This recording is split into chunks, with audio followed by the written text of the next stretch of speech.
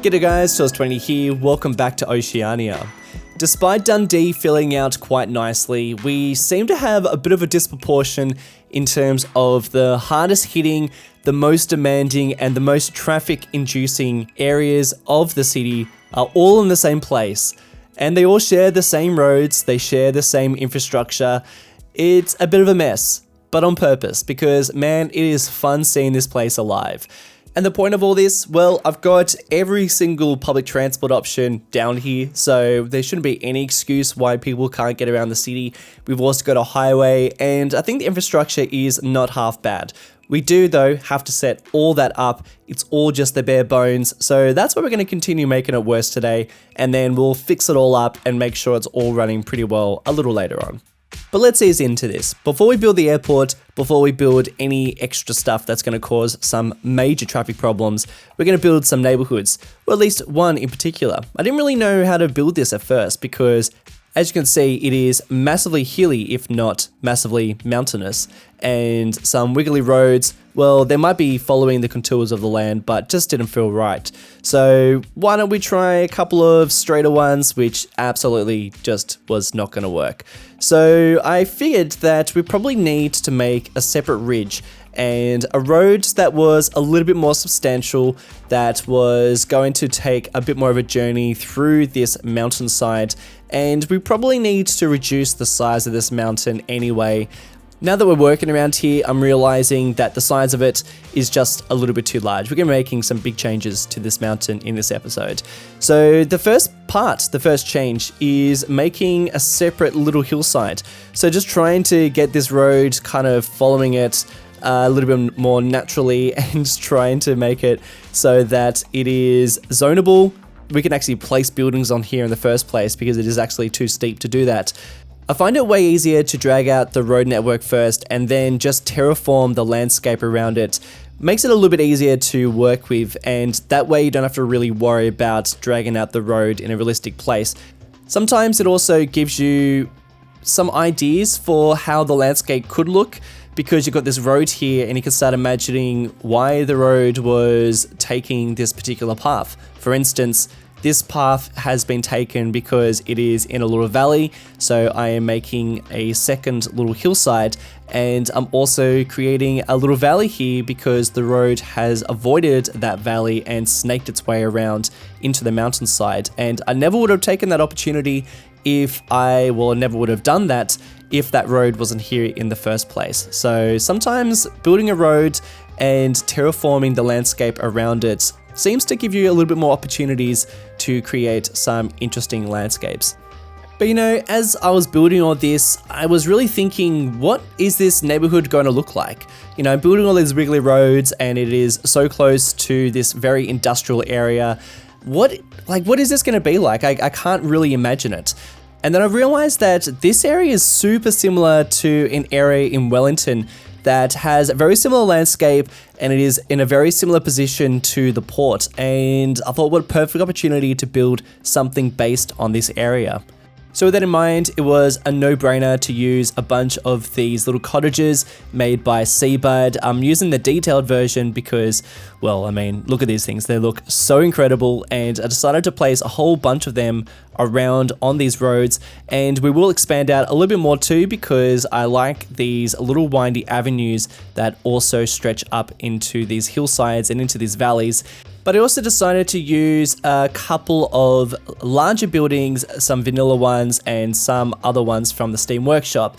Some more mansions, some more villas, and I'll also go through and add in some apartments just because it feels like the sort of area that has definitely gone through some changes. I think these cottages would have definitely been here to begin with, you know, when this road was first built. You can imagine it being a little dirt road or like a little tiny road that stretches up into this hillside, and then over time it has definitely gotten much nicer, and I think more of these houses have been converted into villas and really maximizing on the views.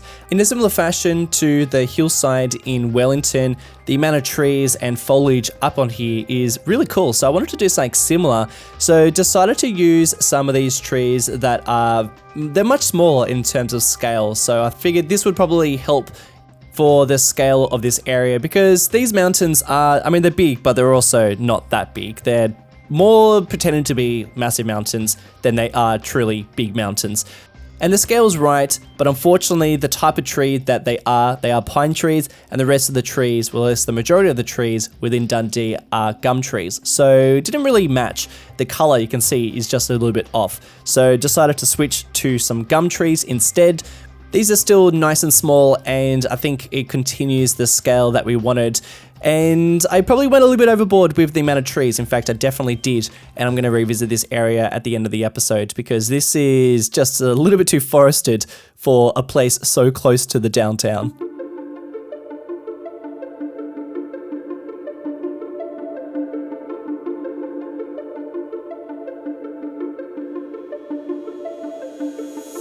Now it's time to kick things up a notch and add some extra pressure to this already very busy area.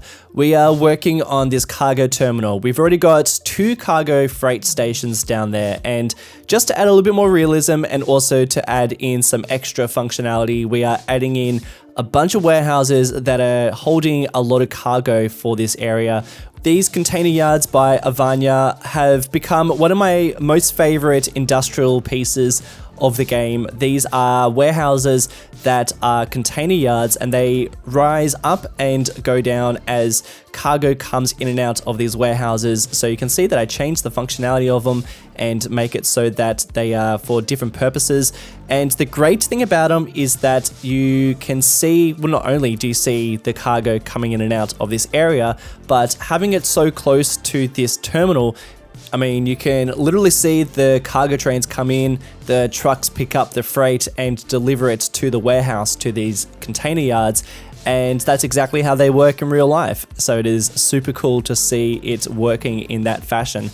And of course, we're still seeing quite a lot of freight coming in and out of this area too. So not only is it just working internally, but a lot is being exported just out to the great beyond. It's also going to our port, which is just opposite that main road. But a lot of it is also going to the downtown, which is only just a couple of blocks away. We're seeing a lot of the smaller trucks being used for that. I've banned all the bigger trucks from going into the downtown, so you don't really see any of that happening anymore, which is great.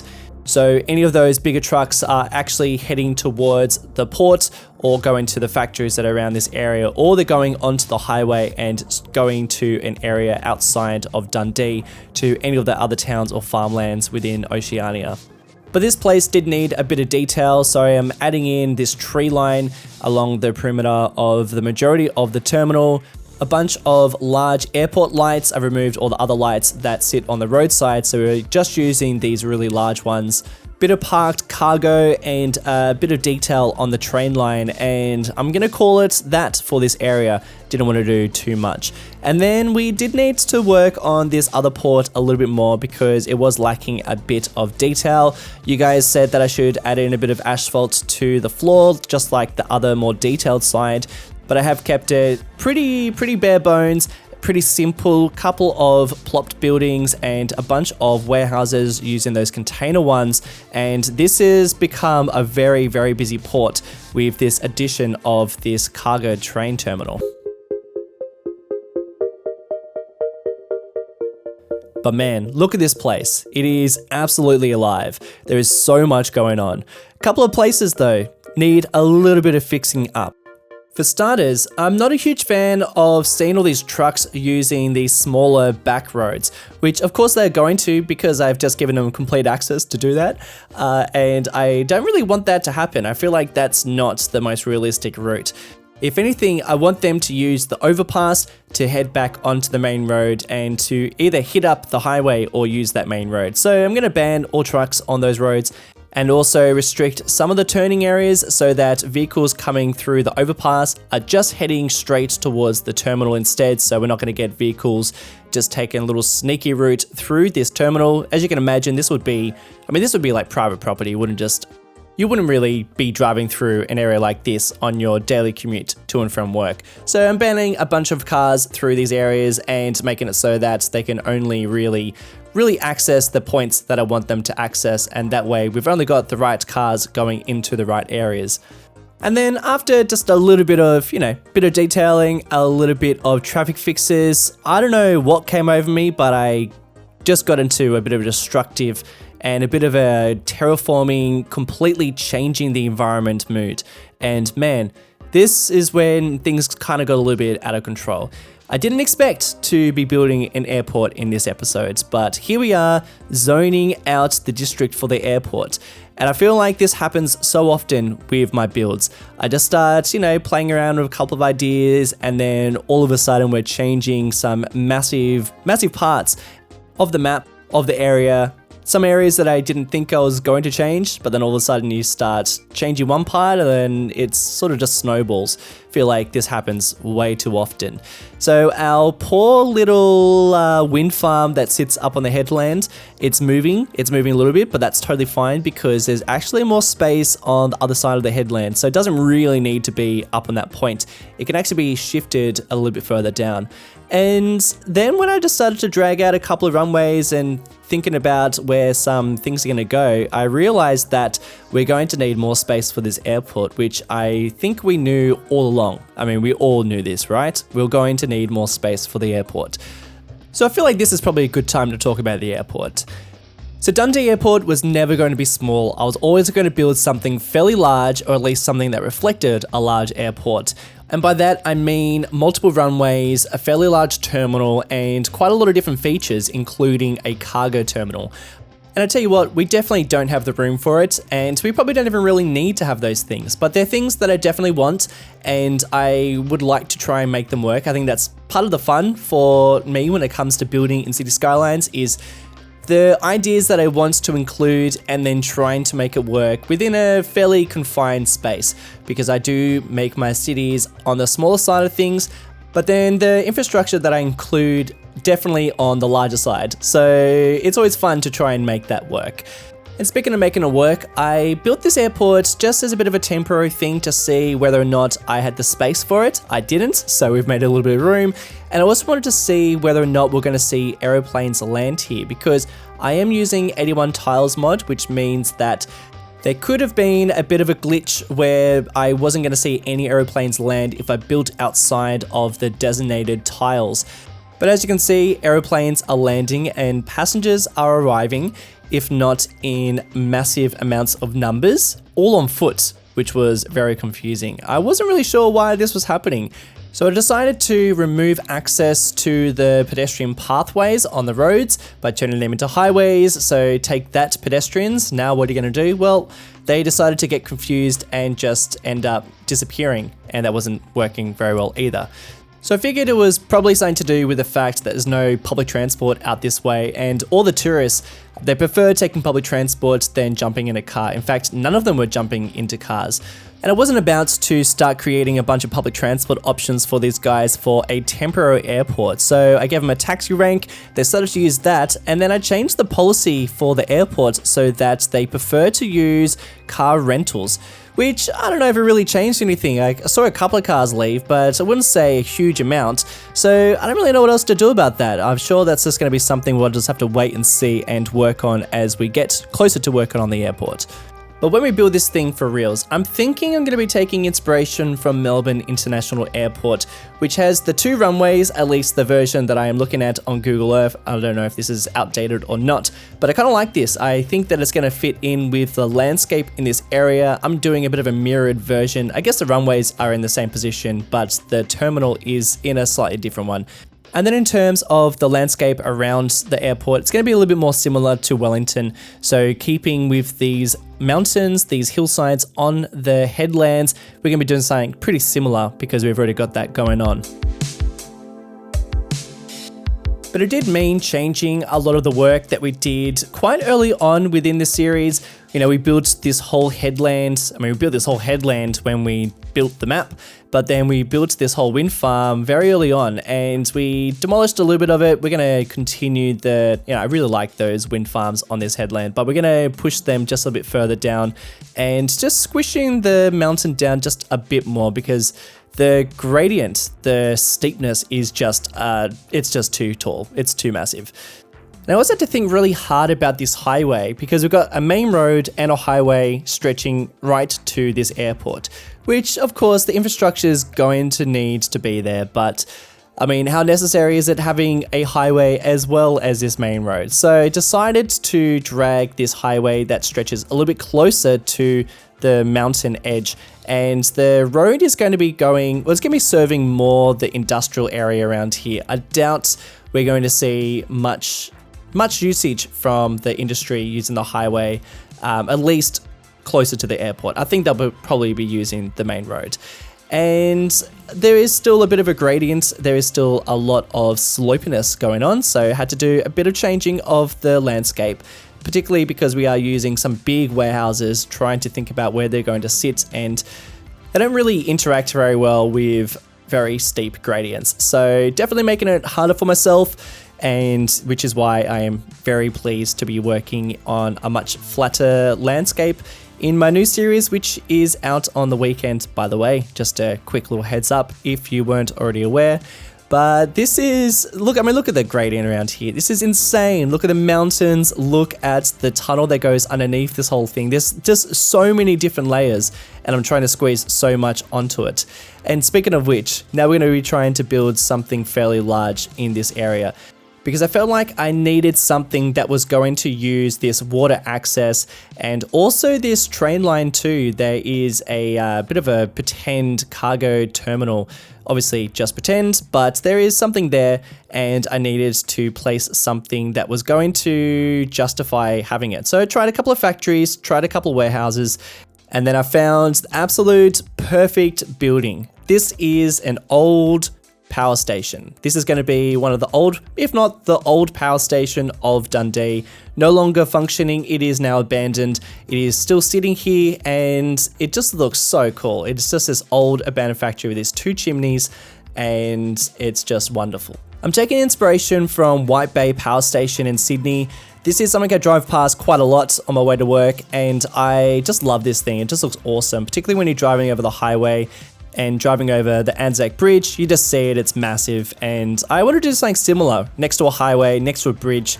We're pretty much in the same sort of location, and it's also one of those things that you'd see when you arrive to Dundee from the airport, driving to Dundee, the downtown, and you drive past this. So I wanted to make it a bit detailed and add in some extra bits and pieces to it, sinking in some decals into the ground using Move It ever so slightly. You can just see them poking through the pavement down below.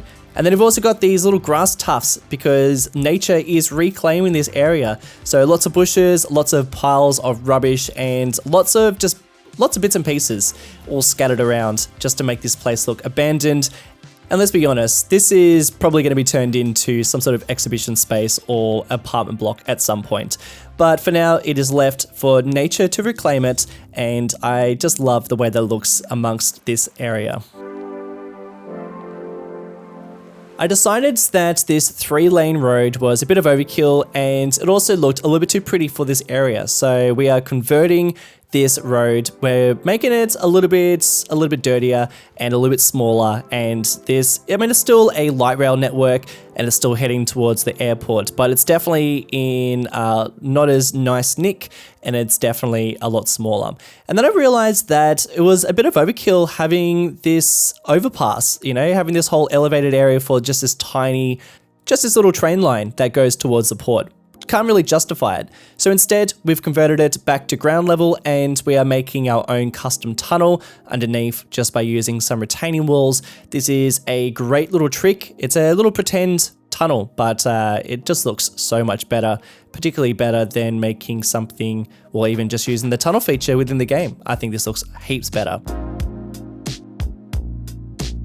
And then we had just a bit of extra space. We didn't have this trench anymore. So I've added in another garbage, or actually recycling center.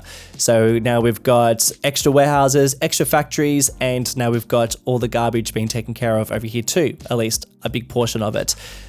And we're not done yet, because I figured, because we've got the airport and we've got a bit of a commercial district down there, let's add in some extra houses. Not just houses, but let's add in some apartments. So we're placing down some of these Rico buildings, some of these Rico apartments, which hold a lot of households, which is great because we needed to boost the population a bit more. And I think it looks kind of nice, sort of like this, another little skyline amongst this area, and I think it's probably needed in an area like this. And then to finish off the episode, I needed to reduce some of the trees because it was a bit overkill, but now I tell you what, this place is starting to look very, very, very cool.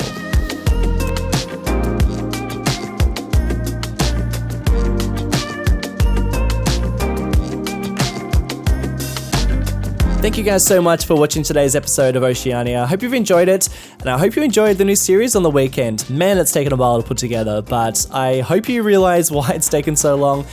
It probably didn't need to take that long, but I enjoyed making it, and I hope you enjoy watching it. Big shout outs to the wonderful people over on Patreon who are supporting the channel, making videos like this possible. Xavier Ramos, Harry Wilson, Ricky Merriman, Jamali Morton, Hayden Favourite, Mateos Winkelhausen, Lewis Ford, Sebi, Omar Salika, Chance A, and Marcus Thompson.